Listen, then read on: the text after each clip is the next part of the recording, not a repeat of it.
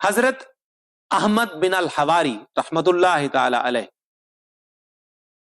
طریقت کے اماموں میں سے ایک بزرگ، سراج وقت، متحمل آفات، حضرت ابو الحسن احمد بن الحواری رحمت اللہ تعالی علیہ طریقت اور صحیح احادیث نبویہ کی روایات کے تمام علوم و فنون اور اس کے اشارات میں آپ کا کلام نہایت بلند اور لطیف ہے۔ تمام تر علوم میں علماء وقت آپ سے رجوع کرتے رہے ہیں، یہاں تک کہ حضرت جنید بغدادی رحمت اللہ علیہ فرماتے ہیں احمد بن حواری ملک شام کے مہکتے پھول ہیں۔ آپ حضرت ابو سلیمان حضرت عبد الرحمن بن عطیہ دارانی رحمت اللہ علیہ کے مرید تھے، اور حضرت سفیان بن عینیہ اور حضرت مروان بن معاویہ الفرازی رحم اللہ تعالی علیہ مجمعین کے صحبت یافتہ تھے۔ آپ نے ادب کے ہر مسئلہ میں ہر ایک سے استفادہ کیا ہے۔ آپ کا ارشاد گرامی ہے، یہ دنیا گندگی کا ڈھیر اور کتوں کے جمع ہونے کی جگہ ہے، وہ شخص کتے سے بھی کمتر ہے جو اس پر جم کر بیٹھ جائے، کیونکہ کتا اس ڈھیر سے اپنی حاجت پوری کر کے چلا جاتا ہے، لیکن دنیا سے محبت کرنے والا اس سے کبھی جدا نہیں ہوتا اور نہ کسی حالت میں اسے چھوڑتا ہے۔ آپ کا یہ ارشاد اس بات کی دلیل ہے کہ آپ دنیا پرستوں سے کنارہ کش رہتے تھے۔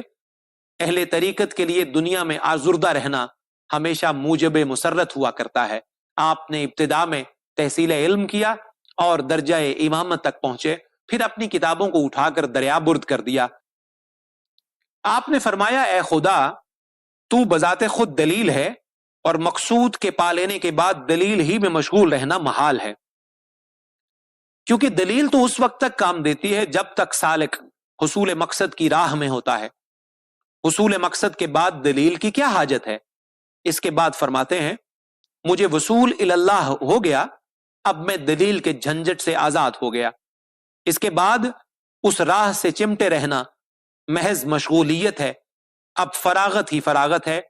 فراغت و شغل کے اصول میں ایک قاعدہ اور ایک نسبت ہے، اور یہ دونوں بندے کی صفتیں ہیں، اور فصل و وصل اور عنایت حق اور اس کا ازلی ارادہ بندے کے لیے یہ خیر خواہی ہے جو شغل و فراغت کے دوران بندے کو حاصل نہیں ہوتا، لہذا اس کے وصول کو اصول نہیں اور دائمی مجاورت کا اتحاد روا نہیں، کیونکہ خدا کا وصل بندے کی کرامت اور اس کی عزت افزائی ہے، اور اس سے جدائیگی اس کی اہانت اور تذلیل ہے، اس کے صفات کا تغیر جائز نہیں ہے۔ میں علی بن عثمان کہتا ہوں کہ اس ارشاد میں لفظ وصول سے مراد وصول راہ حق ہے، اس لیے کہ طریقت کی کتابوں میں اس کی تعبیر راہ حق سے بھی کی گئی ہے۔ جب راہ واضح ہو گئی تو عبارت یعنی دلیل منقطع ہو جاتی ہے، کیونکہ دلیل اور عبارت کی اب چندہ حاجت باقی نہیں رہتی۔ عبارت کی تو اس وقت تک ضرورت رہتی ہے جب تک کہ مقصود مخفی ہو، اور جب مشاہدہ حاصل ہو گیا تو عبارت کی احتیاج ختم ہو گئی۔ جب معرفت کی صحت میں زبانیں گنگ ہیں تو کتابوں کی عبارتیں بدرجہ اولا بیکار ہیں۔ ان کے سوا بعض دیگر مشائخ نے بھی اسی طرح کتابوں کو ضائع کیا ہے، جیسے شیخ المشائخ حضرت ابو سعید فضل اللہ بن محمد رحمت اللہ تعالی علیہ، اور کچھ ایسے بھی رسمی نقال ہیں جنہوں نے اپنی جہالت کے باوجود ان آزاد شیوخ کی تقلید کی ہے۔ بلا شبہ ان مقدس آزاد بزرگوں نے انقطاع علائق، ترک التفات اور ما سوا اللہ کے دل کو فارغ کر کے کمال کا درجہ حاصل کیا۔ ان کی یہ کیفیت شکر کی حالت کی ہے۔ مبتدی اور نو آموز آدمی کو ایسا نہیں چاہیے، کیونکہ متمکن یعنی مقام رفیع پر فائز ہونے والے کے لیے جب دونوں جہان حجاب نہیں بنتے تو کاغذ کے پرزے اس کے لیے کیا حجاب بنیں گے؟ جب دل ہی علائق سے جدا ہو گیا تو کاغذ کے پرزے کی کیا قدر و قیمت ہے؟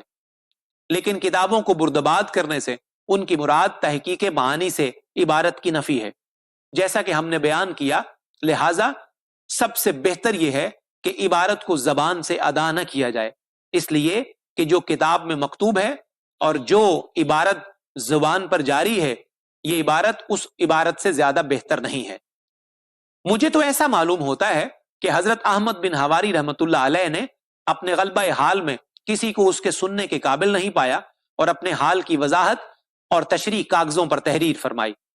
جب بہت کچھ جمع ہو گیا اور کسی کو اس کا اہل نہ پایا تو اس کو منتشر کرنے کے لیے دریا برد کر دیا، اور پھر فرمایا کہ مراد کو پا لینے کے بعد دلیل میں مشغول رہنا محال ہے۔ یہ بھی ممکن ہے کہ ان کے پاس بکثرت کتابیں جمع ہو گئی ہوں اور وہ کتابیں ان کو اوراد و وظائف سے باز رکھتی ہوں، تو انہوں نے اس شغل کو اپنے سامنے سے ہٹا دیا اور اس طرح دل کی فراغت کا سامان حاصل کر لیا تاکہ عبارت کو چھوڑ کر اس کے معنی کی طرف رجوع کریں۔ واللہ عالم بالصواب۔ حضرت احمد بن خضرویہ رحمت اللہ تعالی علیہ طریقت کے اماموں میں سے ایک بزرگ، سر فہرست جوامرداں، آفتاب خراساں، حضرت ابو حامد احمد بن خضرویہ بلخی رحمت اللہ تعالی علیہ ہیں۔ آپ حال کی بلندی اور وقت کی بزرگی کے اعتبار سے مخصوص ہیں۔ اپنے زمانہ میں اہل طریقت کے مقتدا اور محبوب خاص و عام تھے۔ طریق ملامت کو پسند کرتے اور فوجی لباس زیب تن فرماتے تھے۔ آپ کی زوجہ فاطمہ حاکم بلخ کی دختر تھی، ان کا مقام بھی طریقت میں عظیم تھا۔ جب انہیں توبہ کی توفیق میسر ہوئی تو کسی کو حضرت احمد کے پاس بھیجا کہ وہ اپنا پیام میرے والد کے پاس بھیجے، لیکن آپ نے منظور نہ کیا۔ دوبارہ پھر کسی کو بھیجا اور کہلوا دیا کہ اے احمد، میں آپ کو اس سے زیادہ مرد خدا جانتی تھی کہ آپ ایک عورت کی راہ حق میں رہبری کریں گے، نہ کہ رہزنی۔ اس کے بعد آپ نے امیر بلخ کے پاس فاطمہ کے لیے پیغام بھیجا۔ اس نے اسے برکت جان کر قبول کر لیا اور فاطمہ کو ان کی زوجیت میں دے دیا۔ فاطمہ نے دنیاوی مشاغل ترک کر کے حضرت احمد بن خضرویہ رحمت اللہ علیہ کے ساتھ گوشہ نشینی اختیار کر لی۔ آپ اکثر حضرت بایزید بستامی رحمت اللہ علیہ سے ملاقات کرنے جایا کرتے تھے اور فاطمہ بھی ان کے ساتھ جایا کرتی تھی۔ پہلی مرتبہ جب فاطمہ اپنے شوہر کے ساتھ حضرت بایزید بستامی رحمت اللہ علیہ سے ملنے کے لیے گئیں تو چہرے سے نقاب اٹھا کر کلام شروع کر دیا۔ حضرت احمد رحمت اللہ علیہ نے اس حرکت پر بڑا تعجب کیا اور طیش میں آ کر کہا، اے فاطمہ، حضرت بایزید کے ساتھ یہ کیسی گستاخی ہے؟ تمہاری بد اخلاقی کی وجہ مجھے معلوم ہونا چاہیے۔ فاطمہ نے کہا، اس کی وجہ یہ ہے کہ آپ میری طبیعت کے محرم ہیں اور حضرت بایزید میری طریقت کے محرم ہیں۔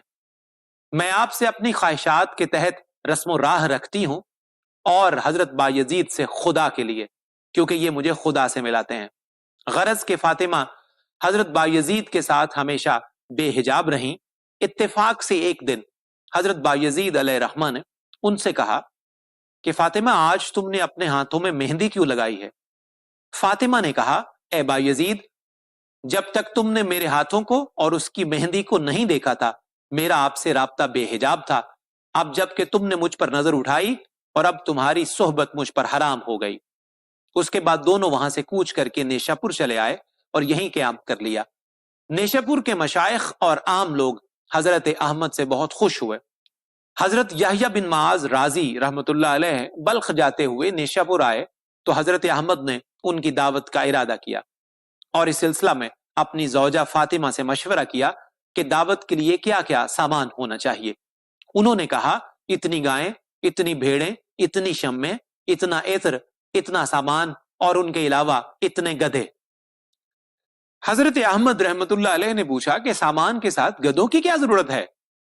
ان کی زوجہ فاطمہ نے جواب دیا، جب کوئی کریم کسی کریم کے ہاں مہمان ہوتا ہے تو محلے کے کتے بھی آ جاتے ہیں، انہیں بھی کھلانا چاہیے۔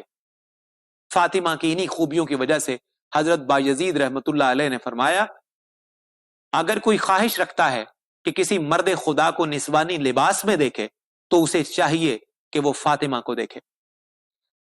حضرت ابو حفص حداد رحمت اللہ علیہ فرماتے ہیں کہ اگر احمد بن خضرویہ نہ ہوتے تو جوامردی ظاہر ہی نہ ہوتی۔ حضرت احمد رحمت اللہ تعالی علیہ کا کلام بلند اور انفاس مہذب ہیں۔ طریقت اور آداب طریقت کے ہر فن میں آپ کی تصانیف مشہور اور حقائق میں آپ کے نکات معروف ہیں۔ چنانچہ آپ فرماتے ہیں، راستہ واضح ہے اور حق روشن ہے اور نگہبان خوب سننے والا ہے۔ اس کے بعد متحیر اور پریشان رہنا بجز اندھے پن کے سوا کچھ بھی نہیں۔ मतलब ये کہ راہ کی تلاش کے کیا معنی، وہ تو روز روشن کی طرح واضح ہے۔ تو اپنے آپ کو تلاش کر، تو خود کہاں بھٹک رہا ہے۔ جب تو نے اپنے آپ کو پا لیا تو راہ حق پر لگ جائے گا، کیونکہ راہ حق اس سے زیادہ ظاہر ہے جتنا کہ طالب اس کی طلب کرے۔ آپ کا ایک اور ارشاد ہے، اپنے فقر کی عزت کو لوگوں سے پوشیدہ رکھو، یعنی لوگوں سے یہ نہ کہتے پھرو کہ میں درویش ہوں تاکہ تمہارا بھید نہ کھل جائے، اس لیے کہ یہ اللہ رب العزت کی بہت بڑی نعمت ہے اور اس کا اکرام ہے۔